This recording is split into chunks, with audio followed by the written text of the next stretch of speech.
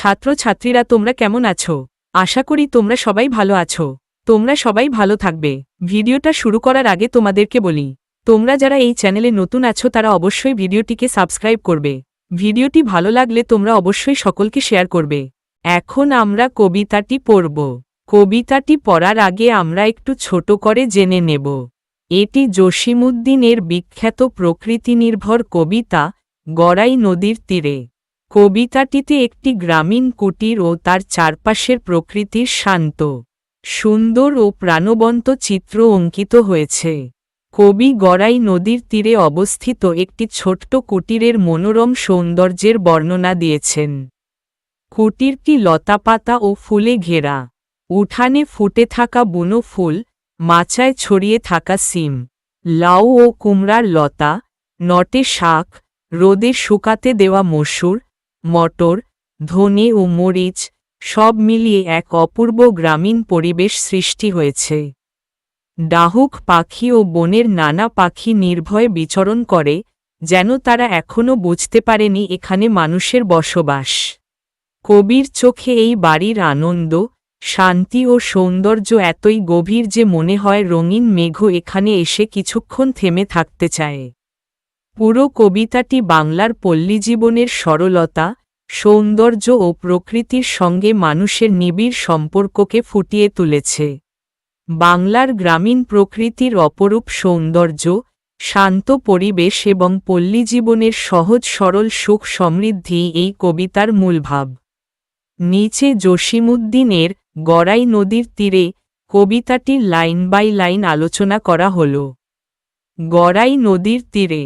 কবি গড়াই নদীর তীরে অবস্থিত একটি মনোরম স্থানের পরিচয় দিচ্ছেন। কুটির খানিরে লতাপাতা ফুল মায় রয়েছে ঘিরে। ছোট্ট কুটিরটি চারদিকে লতাপাতা ও ফুলে ঘেরা, যা এক মায়াময় পরিবেশ সৃষ্টি করেছে। বাতাসে হেলিয়া, আলোতে খেলিয়া সন্ধ্যা সকালে ফুটি। ফুলগুলো বাতাসে দুলছে এবং সকাল সন্ধ্যার আলোয় ফুটে থেকে সৌন্দর্য ছড়াচ্ছে। উঠানের কোণে বুনো ফুলগুলি হেসে হয় কুটি কুটি। উঠানের কোণে থাকা বুনো ফুলগুলো যেন হাসিমুখে ফুটে আছে। মাচানের পরে সিম লতা আর লাউ কুমড়ার ঝাড়। মাচার ওপর সিম, লাউ ও কুমড়ার লতা ছড়িয়ে আছে। আড়া আড়ি করি দোলায় দোলায় ফুল ফুল যত যার।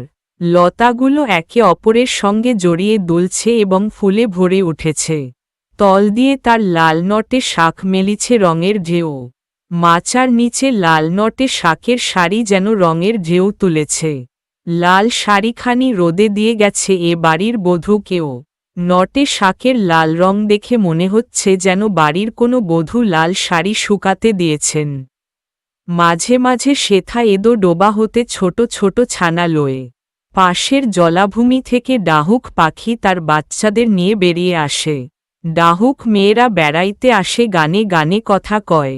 ডাহুক পাখিরা ডাকতে ডাকতে আনন্দে ঘুরে বেড়ায়। গাছের শাখায় বনের পাখিরা নির্ভয়ে গান ধরে। গাছের ডালে বনের পাখিরা নিশ্চিন্তে গান গায়। এখনও তাহারা বোঝেনি হেথায় মানুষ বসত করে। পাখিদের ভয় নেই, কারণ তারা মনে করে এটি মানুষের নয়, প্রকৃতিরই আবাস। মটরের ডাল, মসুরের ডাল, কালিজিরা আর ধনে।